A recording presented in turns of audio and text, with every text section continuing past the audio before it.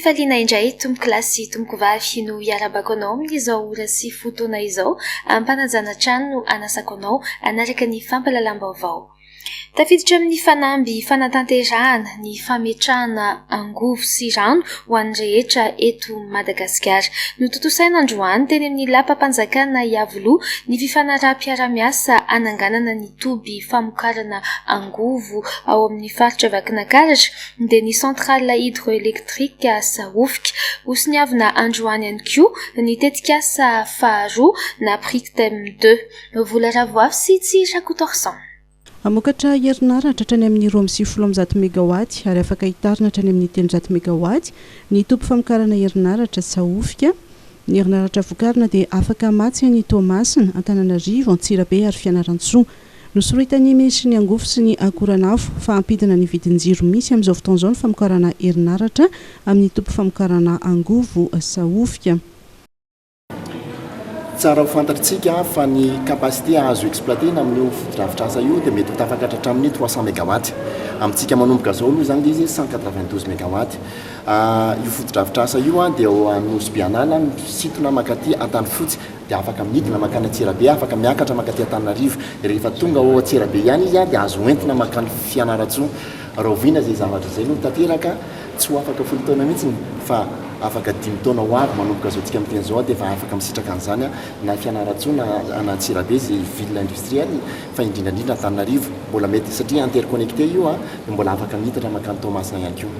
Lazan'Andriamato Floteux dia hoe baisse significative izy izy. Tsara fantatsika fa amintsika amin'ny teny zao zany dia manodididina amin'ny 20 centimes eo ny vidianantsika kilowattheure satria misy termique be dia eritrereto hoe amin'izany fotoana izany zany tsika mety ho tafidina en moyenne ho za any amin'ny 4,96 ano any dia eritrereto amin'izany zany ny zavatra tokony atao. Mbola tsy voatapaka eo anivon'ny jirama zay zavatra fa mahazo manantena tsika fa tena hidina tena araka zay tratra. Mbola 500 isanjato ny malagasy no misitraka herinaratra fanampy ny fitondram-panjakana ny ampitombo hatrany amin'ny 70 isanjato ny tahan'ny fisitrahana herinaratra hatramin'ny taona 2020. Nambaran'ny filoham-pirenena Andry Rajoelina fa anokatra pejy vaovao ho an'ny firenena ny fisian'ny famokarana angovo Sahofika. Nanamboarana ny centrale hydroélectrique nandekaleka tsara ihany mampatsiahy tamin'ny taona Voilà, pour six ans, c'est arrivé 1972. 1978. Nous avons une centrale hydroélectrique en décalé. C'est une puissance, dans le temps de décalé, via 29 mégawatts fois 2. Ni Pouna Touni, ni Finale Touni. Avec nous, nous investissement à Madagascar, les avons de routine. Senza del suo caso di macanofia di NAF. Anche Tisa via peso volo siamo sentiti da parte. Satria non sono già Madagascar.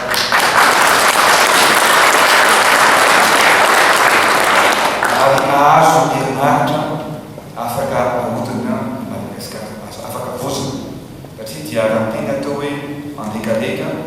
29 megawatt fois 2 di Tisa Officisan am Zono dia roa amby sivifolo amby zato megawatt zay mitaritsika hatrany amin'ny 300 megawatt. Noho izany dia dingana lehibe amin'ny fanatanterahana ny velorano ampandrosoana ny Madagasikara zay tetikasa goavana ity Sahofika ity. Tiako ny mampatsiahy antsika fa volany fotoam-pirenena ny tena dia tamin'ny taona volana May 2010 sy roa arivo dia nanasonia ny fiara-miasa amin'ny fanatanterahana ny tetikasa tany Paris. Nisy zavatra be lehibe natao satria zavatra mibaiko anahy dia ny tombontsoa ny Malagasy. Afaka 5 taona mety tsoitso fa mba faly aho hoe mandray anjara ary miady indrindrindrindra ny tombontsoa ny Malagasy amin'ny fanaovana zao tetikasa. Satria raha ohatra ka 5 taona ny tokony hitantanana ty orinasy ty zany 5 taona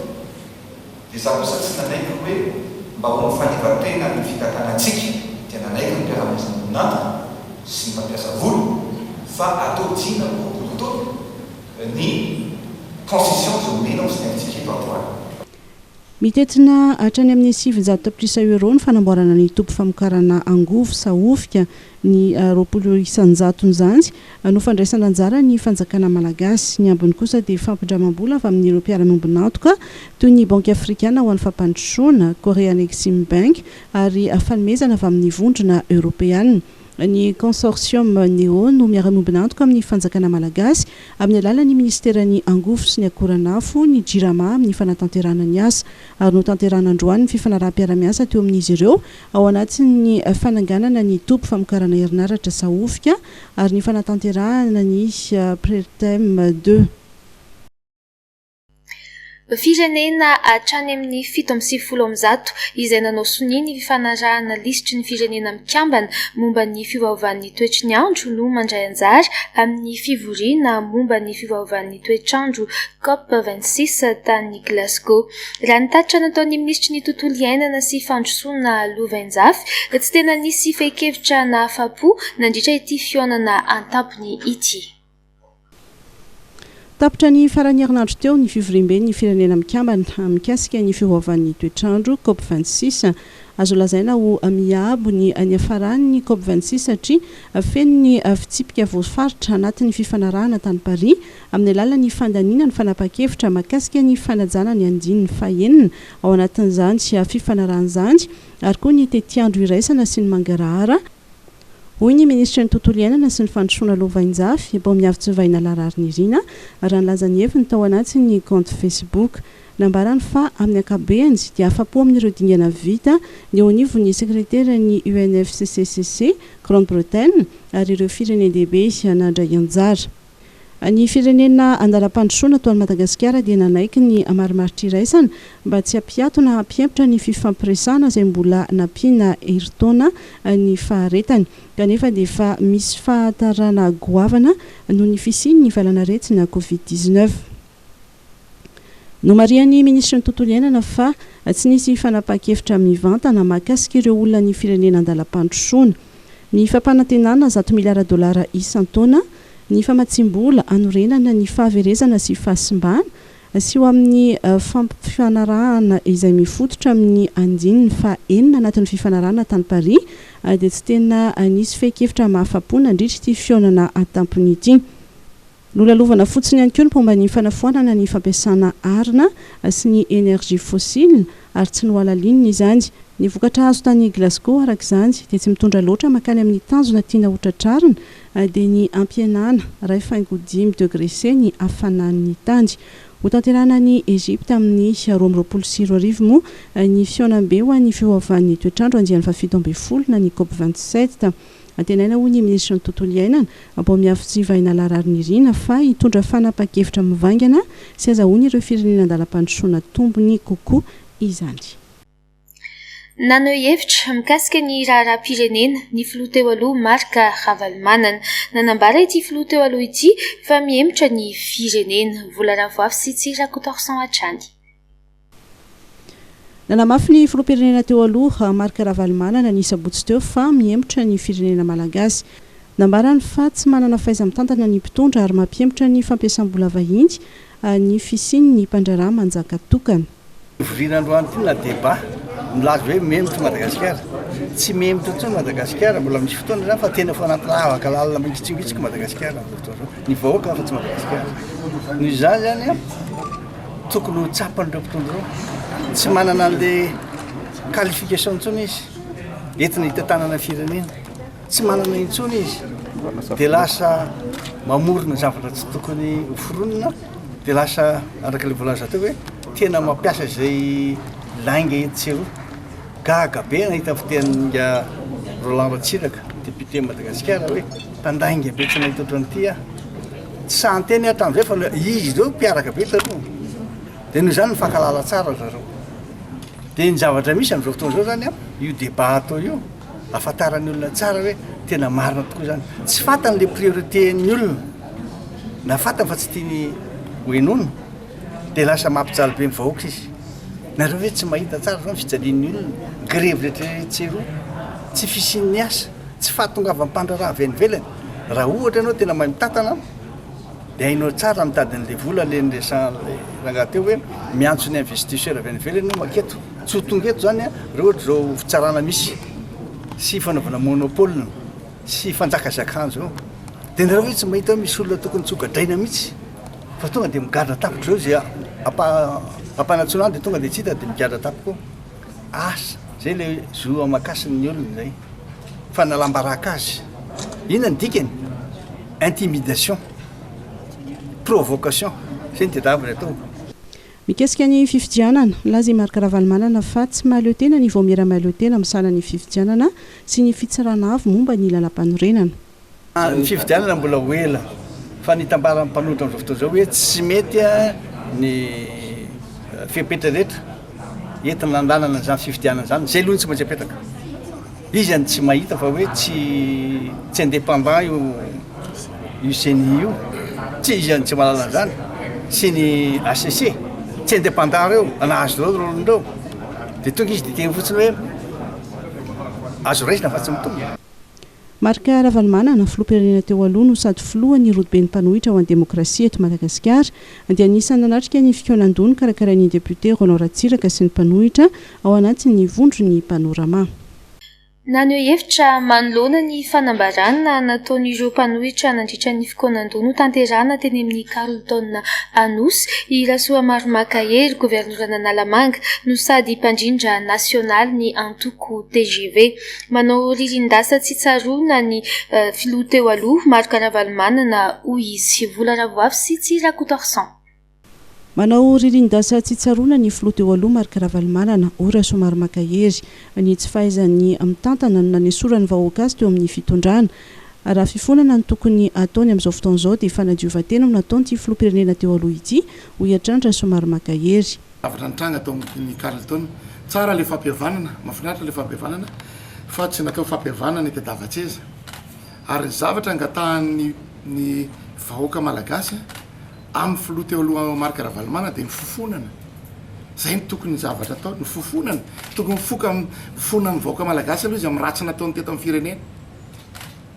amin'ny fananganana amin'ny magro amin'ny fananimba fanimbana société an'olona amin'ny fanagadragadrana olona fa lasa minitry ny fitsarana tamin'izany a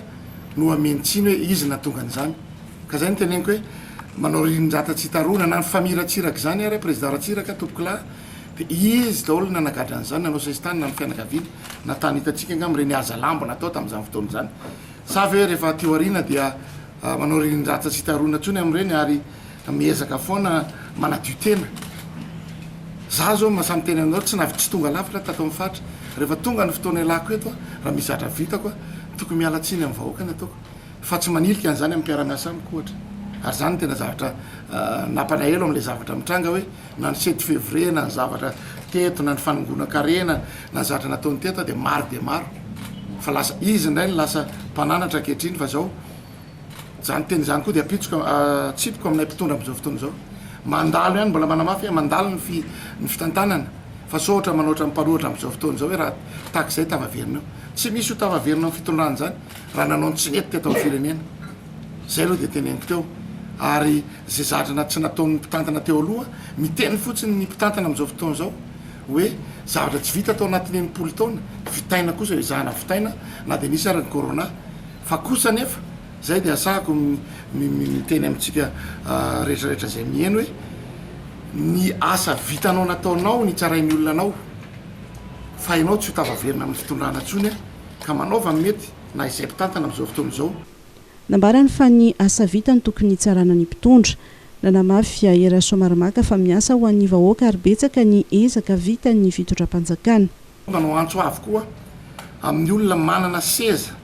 na olom-boatendry na olom-boafidy rehetrarehetra samy manao ny asany tsara afaka men'ny mpanohatra tsika afaka mandray zay zavatra tokony raisina amintsika samy manao ny asany tsara dia samy koa mba mamiteny ny zavatra zay nataony ny asa tsara zay nataony satria tsika koa manao masa mangina petraka loatra amin'ny mateknisianina fa amiko zany ministra zany dia manao zay olona nataonao politika zany politika mifampandroana dia mba petraka koa tsika namana rehetrarehetra mba le communication reny zavatra ataotsika satria raha ny zavatra asa vita manerana Madagasikara dia be da be ary tena betsaka zany asa vita amin'ny fitondram-panjakana amin'izao fotoana izao zany ary manaraka zany dia eo amin'ny lafiny sosialy efa miezaka amin'ny fitondram-panjakana tsisy tonga lafatra io fa kosa ny ministera tsiraray avy dia samy manana ny teti-bolany amin'ny fanatanterahany any azy. Mikasika ny CENI sy ny HCC dia nanamarika ny mpandrindra nasionaly ny antoko TGV fatao anatin'ny fanarahan-dalàna no nametrahany ireo rafitra roa ireo. Ny CENI sy ny HCC hoe ravana ore olona tsy mieritreritra ve lalàna daholo nametraka an'ireo olona fa tsy nitendren'ny filohan'ny repoblika misy fifidianana isaky ny sehatra tsirairay avy na tany amin'ny CENI na tany amin'ny HCC fa zay ny zava-misy aloha zay olona lany ihany lazainareo akaiky ny fitondrana dia akaiky ny fitondrana zay tsy mifanaraka amin'ny fitondrana tsy mifanaraka amin'ny fitondrana izy afaka amin'ny teniny tsy mety fa kosa hoe ny andrava ny zavatra efa misy zay napetraky ny lalàna mino angamba fa tsy zay ny zavatra ataontsika ka ny filazandrareo hoe Madagasikara miembotra ry zareo angamba ny mpanohatra hitako miembotra tsikelikely satria zao lasa fankalana ny zavatra misy eto Madagasikara. Mikasika ny isina fikonan-doha nylazy raha somary makahery fa tetika politika ataon'ny mpanohitra entina hitadavan-tseza no hitakin'izy ireo izany ary tsy ekena. Une source d'énergie qui répond à vos exigences, un groupe électrogène fiable et performant, silencieux et économique. Optez pour Greaves Power, les groupes électrogènes numéro 1 en Inde depuis 1859, dotés de moteurs et alternateurs robustes, proposent une puissance de 5 à 2500 kVA. Un vrai rapport qualité-prix pour 1 million de groupes vendus en Inde. Disponible uniquement chez Batimax ou sur le site web www.batimax-mata.com. Greaves, animé par la passion, guidé par la technovation. Naemtra ho an'ny fotoana manaraka ny fandinihana sy ny fandaniana ny volavolan-dalàna momba ny sata amin'ny fe ny fahasalamana mikasika ny fametrahana dépôt de médicaments sy ny fametrahana pharmacie. Nakasitraka izany ireo pharmacianina ary nametraka izy ireo fa tokony hisy ny fifampidinihana eo amin'izy ireo sy ny ministera ny fahasalamana sy ny solombavam-bahoaka ary efa manana ny sosikevitra nentina anatsarana ity sehatra fikirakirana fanafody ity izy ireo amin'izany. Zemi Mara Daniela sy Mam Hasoanaivo. Mila tsaraina ny tontolon'ny fikirakirana fanafody eto Madagasikara izay hita goragora nefa antoka ny fahasalaman'ny mponina. Izany indrindra no ilaina ireo matianina mahafeno fikirakirana izany ahafahana manome fanafody azo antoka ho an'ny olona mampiasa azy satria tsy etam-barotra ny fanafody. No mafisiny avy amin'ny lavitra ny farmasia izany androany ary nakasitrahan'izy ireo ny nanemorana ny fandaniana ny volavolan-dalàna mikasika ny dépôt de médicaments. Ty fanafody ty tsy etam-barotra. Dikany etam-barotra mantsy dia hoe zay olona rehetrarehetra mahazo an'io na manana an'io dia mivarotra azy. Tsy izay le fanafody. Fa raha vao miresaka fanafody tsika dia fahasalamana no resahantsika eto, fahasalamam-bahoaka no resahantsika eto. Ary ny olona nanao ny lalàna nandinika lavitra mihitsy zany raha nanao ny lalàna hoe tsy tokony homenany olona tsy nizaniza zany no tokony hikirakira azy sy hitazona azy. Ohatra hoe maninona moa zany tsy ny olona rehetra ny afaka manamboatra fanafody tsy zay tsy mipetraka izay. Misy lalàna ilay izy dia misy hoe ny farmasianina tokony andraikitra anatin'izay. Entina hanatsarana ity sehatra ity efa manana sosikevitra ny amin'izany ao nivon'ny farmasia akoatra ny fanamafisany fanofanana ireo dépositaire dia eo ihany koa ny resaka lalam-barotra. Zany ny kalitao ny fanafody tonga any amin'ny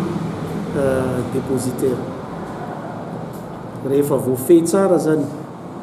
ny lalan'ilay fanafody hoe avy any ivelany izy omen'ny pharmacianina zay ao amin'ny agence de médicaments lalana hoe azo amidy eto Madagasikara autorisation de mise sur le marché zay. Amin'izay fotoana zay izy mandeha any amin'ny grossiste na mpampigaty. Avy eo izy mandeha any amin'ny pharmacie na mandeha any amin'ny dépositaire. Zay zany le tableau teo aloha. Isony atolotry ny pharmacianina ary nodinihana miaraka hoe ampandalovy mandeha any amin'ny pharmacie izay zay mandeha any amin'ny dépositaire. Ny antony arosokany ny antony anaovana an'izay proposition sosikevitra io ny antony amin'izay manakaiky kokoa le dépositaire ny atoerana aloha voalohany indrindra le fanafody tsy azakazaka andeha hiakatra ty Antananarivo na dia Toamasina na dia Majunga intsony zany a fa farafaratsiny a eo amin'ny région eo amin'ny faritra io zany a efa misy pharmacie ahafahany miara-miasa raha izy faharoa manarakarak'izay io pharmacie io a tompony andraikitra izy amin'iny fanafody a omeny an'ilay dépôt raha misy zany fanaraha-maso dia moramora kokoa satria any amin'ny pharmacie any dia efa manomboka ny fanaraha-maso hoe sanatriny zany mahoana moa nisy fanafody tsy azo tsy azahoana lalana nyty dépôt ty nefa ianao no mpamatsy azy nambarany teo anivon'ny sekoly manofana ho pharmacianina moa fa sakana ho an'ny fanapariahana ny pharmacie ny dépôt de médicament tsy ny anafoanana sy ny katona ny dépôt de médicament nefa ny tanjon'ny pharmacie fa kosa ny fifindran'ny dépôt de médicament rehefa misy ny pharmacie izay voarakitra ao efa herinandro izao no mitokona nanatsahatra ny asany ireo mpiasan'ny laboratoire national des travaux publics et des bâtiments na ny LNTPB mikatso avokoa araka izany ny asa izay sahan'izy ireo amin'izao indrindra fa ny fanaraha-maso ireo asa lehibe fanamboaran-dalana Jemimara Daniela sy Mamy Rasoaneva. Miato ny fanaraha-maso ara-teknika ny asa lehibe fanamboaran-dalana misy eto amintsika izay sahan'ireo ingénieur avy amin'ny laboratoire national des travaux publics et des bâtiments na ny LNTPB noho ny fitokonan'ny mpiasa ao amin'ity orinasa-mpanjakana ity nanomboka ny fahavalon'ny volana novambra teo ao anatin'izany ny fanaraha-maso ny lalam-pirenena RN5A. Tena andraikitra anay moa zany a eto amin'ny firenena resaka izay ao anatin'ny domaine fanaovana lalana sy ny asa vaventy rehetra dia ny andraikitra anay a ny resaka étude sy contrôle ao anatin'izany sehatra izany izay zany no andraikitra anay ohatra hoe misy lalana anankiray atao a ohatra exemple zany ohatra hoe izay zao contrôle any amin'ny RN5A amin'izao fotoan'izao Ambidy Bevoemara dia satria izay migrevy aty a dia migrevy koa ny ekipanay ihany izany hoe tsy misy contrôle géotechnique zany zao mandeha amin'izao fotoan'izao any satria migrevy ny ekipanay ie satria vokatry le araka ny efa henonareo teo a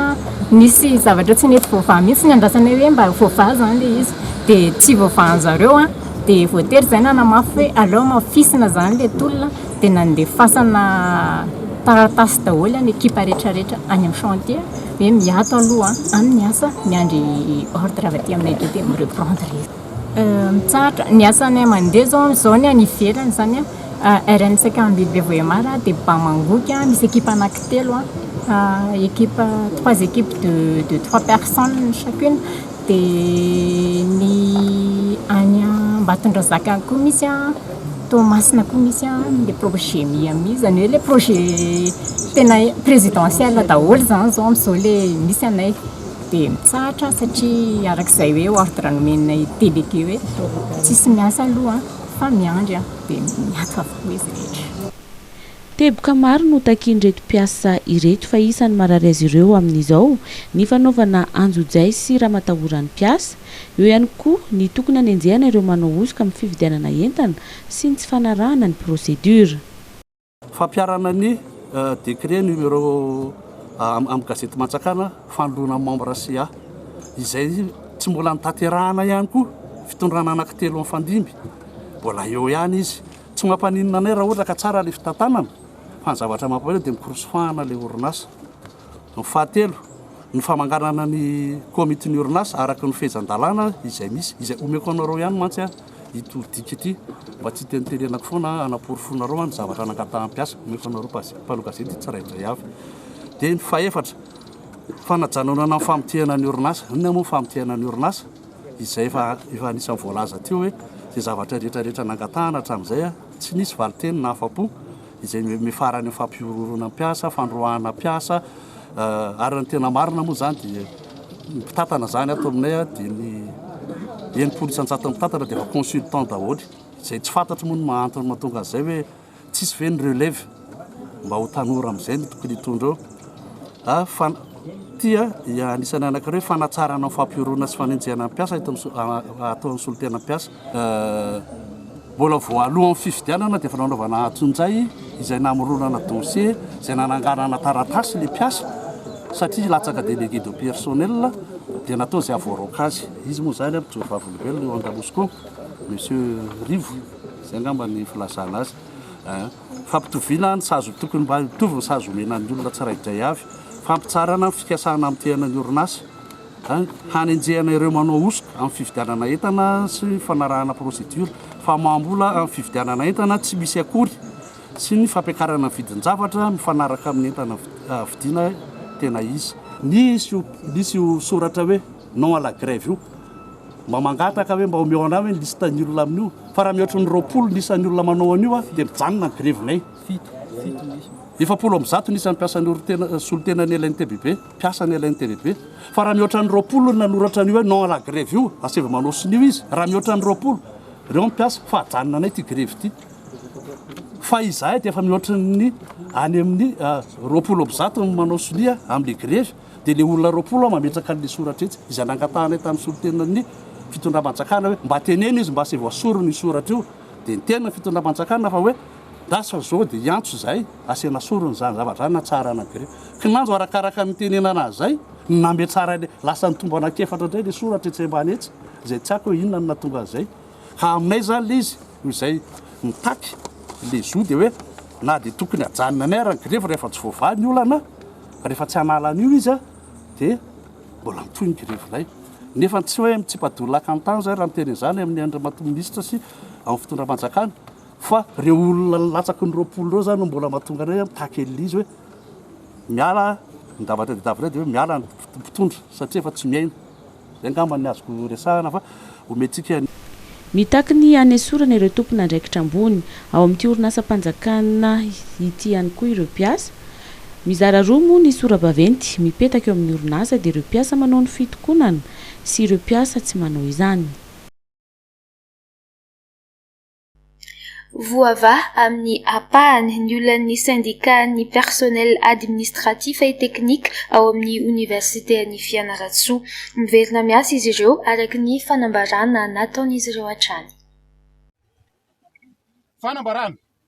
ny syndicat mipety eto amin'ny université Fianarantsoa anany sportif dia manao izao fanambarana izao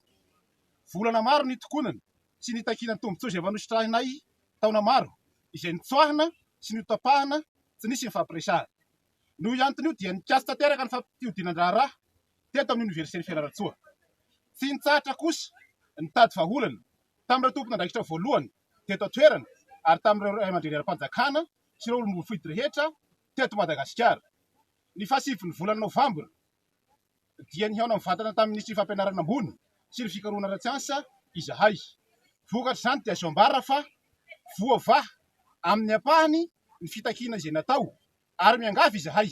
mba hisitraka faran'izay haingana io décret io ary miandry ampitoniny izany noho izany mampafantatra izahay fa miverina miasa ary miatsoroka ny andraikitra izay ataony eto amin'ny université Fianarantsoa ny mpiaté tsirairay eto am-pamaranana dia tsy adino manolotra fisaorana amin'ny tafotafo ny filohan'ny République Madagasikara ny prime ministre lehibe ny gouvernemanta ny ministry ny fampianarana ambony sy ny fikarohana ara-tsiansa sy ireo mpiara-miasa aminy rehetra ny solom-bava-mahoaka voafidy rehetra teto Madagasikara ary ny fitondram-panjakana izay misy eto Fianarantsoa tsy adino ny filohan'ny université Fianarantsoa sy ireo mpikambana ao amin'ny CODIR ny CSS ny chef de service rehetra eto Andrainjato ary ny farany tsy adino dia ny PAT rehetra izay niara-nitolona masina ny tanindrazana manoloana ny tranga tsy fandriam-pahalemana any amin'ny faritra Menabe sy Melakite nidina ifotony nijery ny zava-misy ny ministry ny fiarovam-pirenena ny jeneraly Rakotonirina Richard sy ny lehiben'ny etat-majorony Tafika ny jeneraly Saivelo Monja Delphin niona tamin'ireo tompona andraikitra ao amin'ny faritra Menabe sy Melaka izy ireo vola ravoavy sy tsy Rakotoarsan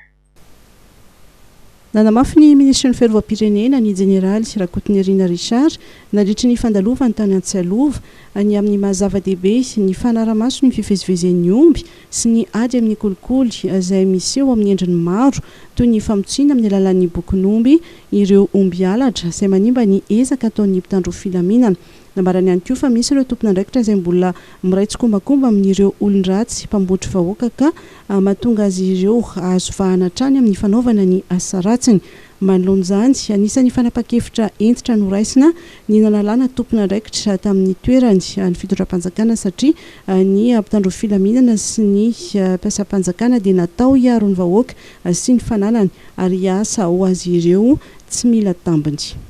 Hita ihany koa hoy ny ministra fa rehefa natao ny hetsika amin'ny ady amin'ny tsy fandriam-pahalemana any amin'ireo faritra hafa dia mitsoka mifindra toerana anohizan'ny asa ratsiny indray ireo dahalo toy izay nitranga any an-toerana. Tabakatiny olona satria vao tratra pression very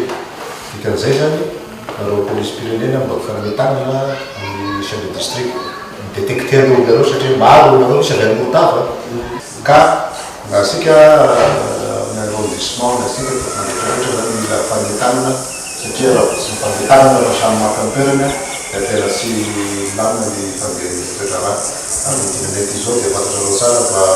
afana besotry zay taty avy tany besipolitra rehefa voa izy moa ny besipolitra. Ny lehibe ny distrika ao Antsalova dia nilaza fa efa manomboka nahitambokatra ny hetsika amin'ny ady amin'ny tsy fandriam-pahalemana.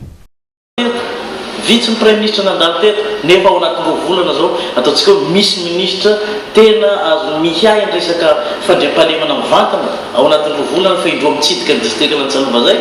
dia ataoko hoe voninahitra lehibe ho anay sy ho an'ny vahoaka n'Antsalova zany zay mivoatra ny teknôlôjia mivoatra manaraka an'izay ihany koa ny paikadin'ireo dahalo ka mampahery azy sy ny ekipa zahay moa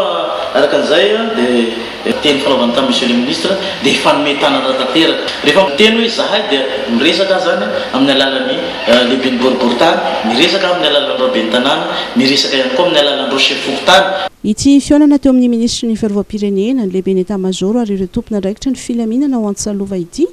dia natao indrindra hijereny ireo paikady sy andraisana ny fepetra rehetra mifanaraka amin'ny zava-miseho any an-toerana. Miorooro ireo mponina ao Tanambao Ambatondrazaka noho ny antony tsy fandriam-pahalemana ary tsy mifitafiana intsony ireo jiolahy. Ny farany herinandro teo dia vehivavy lehibe efa 1.7 taona no hita faty nisy namono tao an-tranony ary avy hatrany indray ny tadim-baovao an'i Danio Tranusia.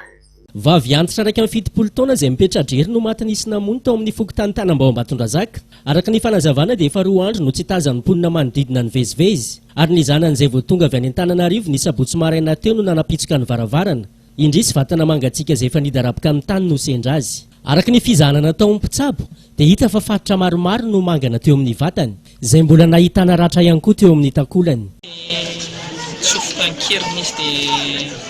Misy namono zany ny tena marina olona zao tsy voindray mandefa eo amin'ny fanolanana dia tia mofa miafara fofinaina raha matory be raika amin'ny 7 taona no misy namono rery tato trano. Miororo tanteraka ireo mponina ao Tanambao amin'izao fotoana izao manoloana ny tsy fandriam-pahalemana izay toa saika isan'andro. Eny fa hatramin'ny lehiben'ny fokontany dia tratran'ny fandrahonana ho faty. Zahay manao an'ny miezaka manadio an'ilay tanàna ary ny tratran'ny rombava hoe tsy aharitra amin'ny fitondrana eo fa tsy manataranaka ohatran'ny olona tsy manataranaka sambatsambotra olona foana dia misy mihitsy zany menazy hoe vonoana no tenako zaham-teny zao. Araka ny fanadihadiana natao dia avy nandray vola fisotrondronono ity ramatoa ity talohan'izao nafatesana izao ary tamin'ny fisavana natao dia tsy tao intsony ny karatra fisotrondronono, ny vola, ny findainy. Anisany mahatonga ny tsy fandriam-pahalemana izay mirongatra eto Tanambao ireo mponina dia noho ny tsy fisian'ny jiro izay manazava ny tanàna. Anaraka ireo vaovao tapatapany isika izao, ny gadona omaly maraina teny amin'ny seranam-piaramanidina Ivato ny vaksiny Johnson misa 703 hetsy fatra. Araka ny fitiliana natao ary nampahafantarin'ny ministeran'ny fambolena sy ny fiompiana dia emora parazita no aretina mahazo ireo omby any amin'ny faritra Vakina Karatra. Ny gadona omaly maraina teny amin'ny seranam-piaramanidina Ivato ny vaksiny Johnson miisa 703 hetsy fatra avy amin'ny mekanisme avata vokatry ny fiara-miasa akaiky eo amin'ny gouvernementa malagasy sy ny banque mondiale tanjony fitondram-panjakana ankehitriny tsy ny anao vaksiny 10 faingo 10 isanjaton'ny vahoaka malagasy 12 taona ny mihoatra hatramin'ny faran'ny volana jona 13 raha ho an'ity taona 13 ity manokana dia manodidina ny iray tapitrisy ireo olona 12 taona no mihoatra no kendrena atao vaksiny izay manome ny 3 faingo 10 isanjaton'ny mponina eto amintsika. Hémoparasite no aretina mahazo ireo omby any amin'ny faritry Vakinankaratra araka ny fitiliana natao ary nampahafantarina ny ministeran'ny fambolena sy ny fiompiana efa nisy ihany koa ny fanadihadiana natao ka ifandala pijerevana ny valiny amin'izao fotoana izao. Iroso amin'ny fangalana singa faharoa ihany koa afaka fotoana fohy ary efa nisy ny fanomezana fanafody ireo mpitsapo biby ao amin'ny faritra miatrehana izany. Efa voatsabo avokoa ireo omby nahitana ny trangana aretina ary ireo biby izay nandalova ny aretina ka nahazo fitsaboana dia sitrana avokoa. Misy ny fomba ny fanarahana napetraka mikasika ny fitsaboana ary efa manana drafitra fanoherana ny fanjakana hiatrehana ny aretina raha sanatria ka mbola misy ny tranga. Araka izany dia ferana ny fivezivezen'ny omby amin'ireo faritra 3 izay tena ahitana ny aretina dia ao Avinankarena, Betafo ary Faratsio. Basy misa roa sy omby 12 izay tsy nahitana taratasy mazava no sarona tao amin'ny tranona Roalahy izay nampiahian'ny mponina tao Ambalavao fokontany Voisa commune Fenorivo. Ny antso mpitandro filaminana moa ireo mponina manodidina rehefa natsikaritra fihetsika hafa tamin'ireo Roalahy niditra ny jerifotony ny zava-misy avy hatrany ireo miaramila ao amin'ny BOA ambady finandrahana ka teo natratraran'ireo etan'ireo mitoy ny fanadihadiana. Zazavavy kely vao eritaona sy tapany no naolana iray kely ny tao mafitotika Nosy-Varika ny sabotsy teo. Araka fampitam-baovao dia tamin'ny fotoana nandehanany reny natsaka no nanaparany Tinela ny filan-dratsiny tamin'ilay zanabadiny. Semba tanteraka ilay zaza folaka ihany koa ny tanany havia nitoriny ren'ilay zaza ka efa voasambotra ilay navandoza izay niaiky ny eloka vitany. Namoaka didim-pitsarana ny tribonaly Atsimorisy mikasika ilay teratany malagasy Tiaraza Sildette Ratolmevaso tratran'ny brigade antidrogue na ADSU ny voalohan'ny volana janoary 13 nanondrana héroïne milanja 4.3 grama voeloka igadra 12 taona tranomaizina ity teratany malagasy ity sazy izay azo lazaina fa nanomezana ohatra mba hampiempotra ireo olona izay mieritreritra ny anao trafikina rongony any amin'ny toerana. Nosokafana androany tetsy amin'ny Masovo Irosiana ny tetsy Ivandry ny seminera faha-12 ny fikambanan'ny mpianatra malagasy ny teny Irosiana. Aritra 2 andro ity seminera izay mikendry ny hanomezana aina avao indray ny fampianarana teny Irosiana eto Madagasikara. Efa fanaony ity fikambanan'ny mpampianatra malagasy ny teny Rosiana na ny AEMR ity isaky ny 2 taona ny seminera tahaka izao. Fanohy ny fisian'ny valanaretina COVID-19 dia nahemitra ny fanatanterahana izany ho amin'ity taona ity. Mitondra ny anjara birikiny amin'ny fanaparitahana ny teny Rosiana eto Madagasikara ny AEMR hoy ny ambasador Rosiana miasa somonina eto amintsika André Andreev raha nandray fitenenana ny tenany ary manohana azy ireo ny masivo ka izy ireo no niantoka ny sarandalana sy ny fampiatranoana ireo mpampianatra tsy aveto Antananarivo. Nanambara kosa Ramatoa Ramaefar Solanto filohan'ny AEMR fa anisan'ny tanjona amin'izao seminera izao ny fifampizarana traikefa sy ny firosoana amin'ny fampiasana ny teknôlôjia vaovao. Androany izany izay izao ankoatran'ny resadresaka izay fanaovana amin'ny solitenan'ny ministera fanabeazam-pirenena momba ny politikan'ny teny-pirenena izay ampianarina eto Madagasikara manokana amin'izany ny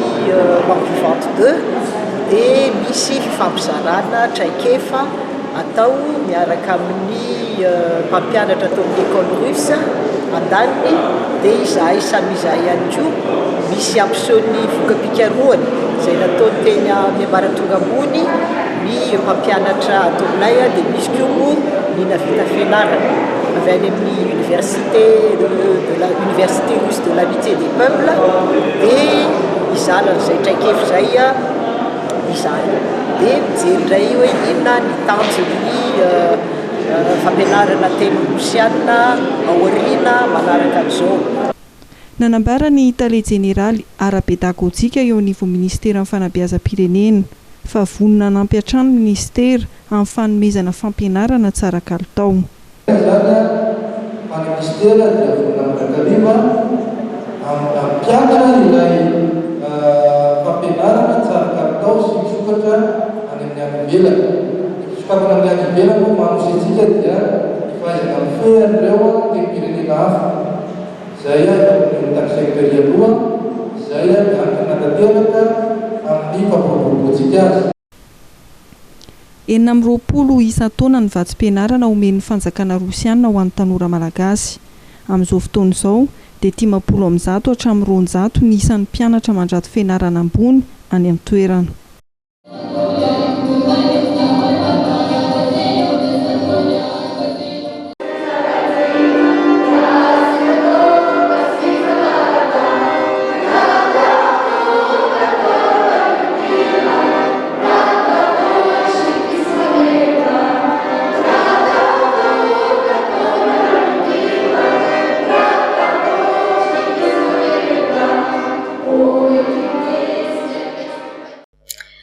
Tsara ny vokatra azon'i Madagasikara nandritra ny fiadinany ho tompon-daka eran-tany eo amin'ny taranja tsipikanety be izay notanterahana tany Espagne. Voaositra ho tompon-daka eran-tany teo amin'ireo tir de précision ifaneva raha manandray tsiora na idoda no fiantso azy. Teo amin'ny olona telo miaraka kosa ho an'ny sokajy junior dia tompon-daka eran-tany lefitra i Madagasikara tamin'ny alalan'ny asiny Erin Erzo ary faneva. Nandrobaka ny medaly volafotsy.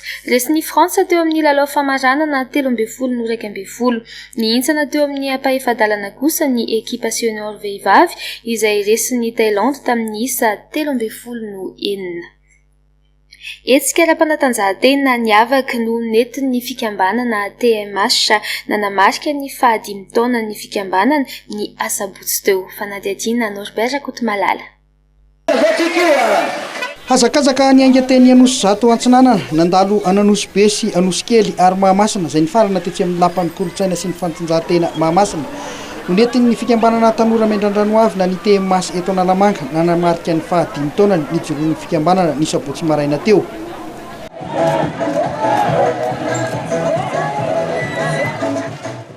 Nahatonga solitena tamin'ity hetsika ity avokoa ireo fikambanana TMH rehetra manerana ny boribory tany enina eto Antananarivo renivohitra ny ampy ireo avy any atsimo rano sy avaradrano ary ireo mpitarika TMH sasasasany avy any amin'ny faritra.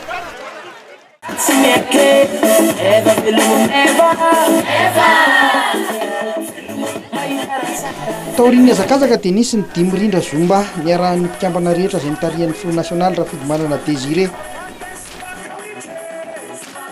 Tsika moa fa dia fanatanjahantena natao androany dia le hoe TMH atao hazakazaka. Izao hetsika izao dia voalohany indrindra aloha dia hoentinay anatanana ny olona rehetra hoe ilaina no manao fanatanjahantena.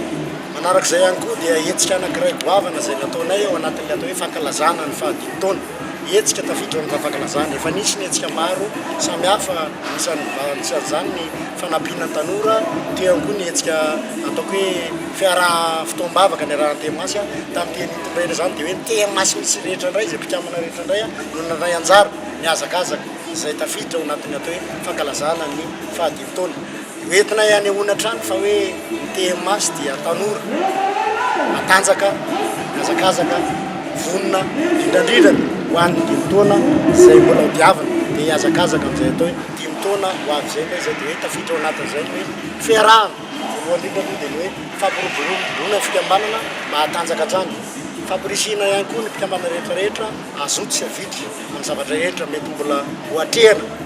Eo indrindrandrindra ihany koa dia mihazakazaka isika any amin'ny fanampiana sy fanohanana amin'izao fitondrana izao. Ametraka fanambogoavana araka izany ny fikambanana TMH mandritra ny 5 taona manaraka izay iompana betsaka amin'ny asa sosialy. Nanamontsana zava-bita tsara indrindra eto Madagasikara i Tojo Andriatsitoaina teo amin'ny sokajy latsaky ny 17 kilao sy toavina Andriamintantsoa Fabia sokajy latsaky ny 40 kilao nandritra ny fiadinany ho tompon-daka ny Madagasikara. Zava-bita tsara indrindra roa no montsana nandritra ny fiadinany tompon-daka ny Madagasikara eo amin'ny taranja fibatana Fonjamby. Tojo Andriatsitoaina sokajy latsaky ny 17 kilao nanamontsana ny zava-bita tsara indrindra eto Madagasikara izay nahavita total olimpika 470 kilao.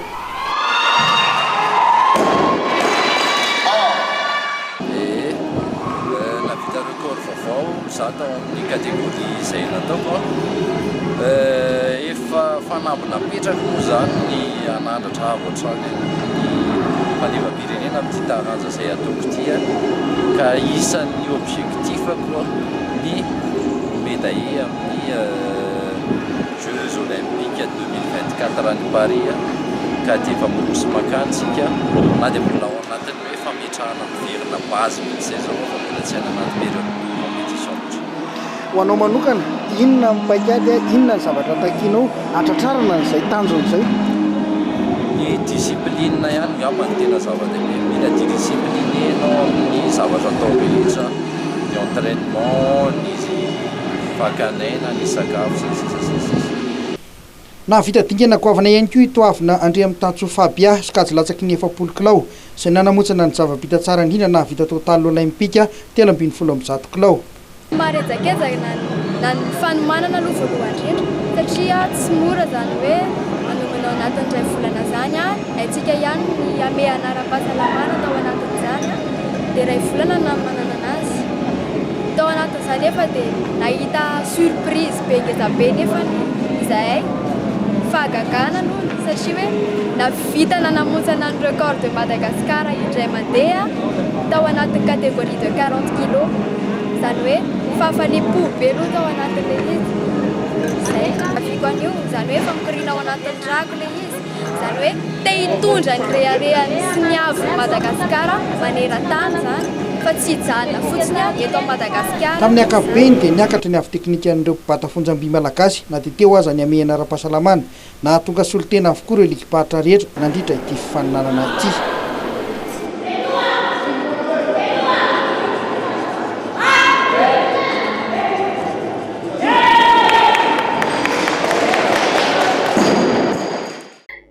Tratra ny tanjona ho an'ny Fédérationna Malagasy ny fibatana fonjam-by nandritra ny fiadiana ny ho tompon-dakan'ny Madagasikara 24 sy 2024 izay notanterahana tetsy amin'ny kianja mitafina Korondrano ny faran'ny herinandro teo. Tsy nahasakana ny atleta anomatena ny ame anara-pahasalamana ary afaka nampiseho tsara ny traikefa izy ireo nandritra ny fiadiana ny tompon-dakan'ny Madagasikara izay notanterahana tetsy amin'ny kianja mitafina Korondrano ny faran'ny herinandro teo. Ny fampizaran'ny Analamanga sy Boeny ny medaly volamena ndrity ity faninanana ity tratra ny tanjona ony fileon'ny fédération Arnel Randriamanarivo. Tao aorian'izay ame anara-pahasalamana zay zany dia tsy nitsahatra ny fibatana fonjam-by ataoko hoe nisy ara ny zavatra nitranga ireny ny nanao ny fanazarantena hatrany ary tao anatin'izay fanazarantena zay moa dia tany amin'ny tokantrano tsirairay an'ireny atleta ireny ary nisy ny fanaraha-masony ireo mpitsabo sy ny tale teknika nasional sy ny komisiona rehetra dia zay natonga antsika nananisy ary ny ame anara-pahasalamana dia nanana ny performance foana zany ny fibatana fonjam-by na teo amin'ny haltérophilie zany na teo amin'ny bodybuilding ary ireo taranja manodidina azy rehetra. Hafa zany dia amin'ny taona 2024 no anaovana ny tompon-daka zany satria maro ireo faritra tsy navita ny fananam-pirenena ka lasa tsisy sampanava lasa openina dia izay no napahan'ny komisiona rehetra ny fanembolana ny fiadiana tompon-daka satria vita voepongy ny zavana dia voavita ny assemblée générale ordinaire tamin'ny takamisy lasa teo dia nanapaka ny rehetra fa ny fifidianana rehetra dia tsy maintsy vita alohan'ny farany taona ny ligue ary ny fédération dia hatramin'ny 6 janvier ho avy zao. Toy izao ary ireo vokatra teo amin'ny sokajy senior. Ho an'ny senior lehilahy latsaky ny 20 kilao voasy tompon-dakan'ny Madagasikara miaramianana Ricardo avy any Boeny na vita total olimpika 29 kilao. Faharoa ifitiavan-tsoa Analamanga na vita total olimpika 10 kilao. Teo amin'ny latsaky ny 20 kilao Andretsotoaina Erika Herman na vita Analamanga total olimpika 30 kilao. Rananjoma miartso pasely azy avy eto Analamanga ny faharoa vita total olimpika 20 kilao. Teo amin'ny latsaky ny 17 kilao dia mbola tsisy maharesy aloha Andretsotoaina Tojo avy eto Analamanga na vita total olimpika 4 kilao na vita zavatra tsara indrindra ihany koa teto Madagasikara. Faharoa Ifenomizatso Ravo avy any Boeny na vita total olimpika 10 kilao. Latsaky ndraiky amin'ny 20 kilao Andretsatovitina Michel avy any Boeny total olimpika 7 kilao. Ranaivo Arson Ezra no larina faharoa Analamanga total olympique valo amby telopolo sy roanjato kilao teo amin'ny sokajin-danja sivy amby valopolo kilao dia voaosy totompotaka Madagasikara ndre navalona Claudio avy eto Analamanga navita total olympique 5 amby telopolo sy roanjato kilao izay tsy nisy mpifaninana taminy latsaky ny 4 amby 90 kilao dia Herniena Sergio ihany koa avy any Tasy voaosy totompotaka Madagasikara navita total olympique 5 amby 20 sy roanjato kilao teo amin'ny sokajy vehivavy senior kosa indray latsaky ny 7 amby 20 kilao dia mbola Irandafiso Rosina Hatrany no mitanany lohalarana voaosy totompotaka Madagasikara avy any Boeny total olympique 7 amby 20 amby 100 kilao larina faharoa andre amin'ny Tatso Sabrina avy any Vakinakaratra total olympique 9 amby 20 amby 100 kilao latsaky ny 5 amby 20 kilao Bakoly Arso Aurélie avy any Boeny navita total olympique 10 amby 100 kilao ary Joel Vololona avy any Antsinanana ny faharoa total olympique araky amby 70 kilao latsaky ny 4 amby 20 kilao Rakoto Arso Angeline avy any Boeny voaosy totompondaka navita total olympique 10 amby 100 kilao Marie Antoinette avy any Analamanga ny faharoa total olympique 70 kilao latsaky ndraiky amby 70 kilao Razafy Arso avy any Boeny total olympique araky amby 20 amby 100 kilao ary larina faharoa Volombolamena Elvina avy any Antsinanana total olympique 20 amby 100 kilao ary teo amin'ny 7 amby 20 kilao dia Miadatso Raima Vania no voaosy totompondaka ny Madagasikara avy any Boeny total olympique 20 amby 100 kilao izay tsy nisy mpifaninana taminy ihany koa ireny vaovao ara-panatanjahantena ireny ihany koa hoentiko manakatona ny fampahalalam-baovao amin'ity anio ity ankasitrahana ianao nanaraka izany hatramin'ny farany manome fotoananao amin'ny manaraka indray felomatoko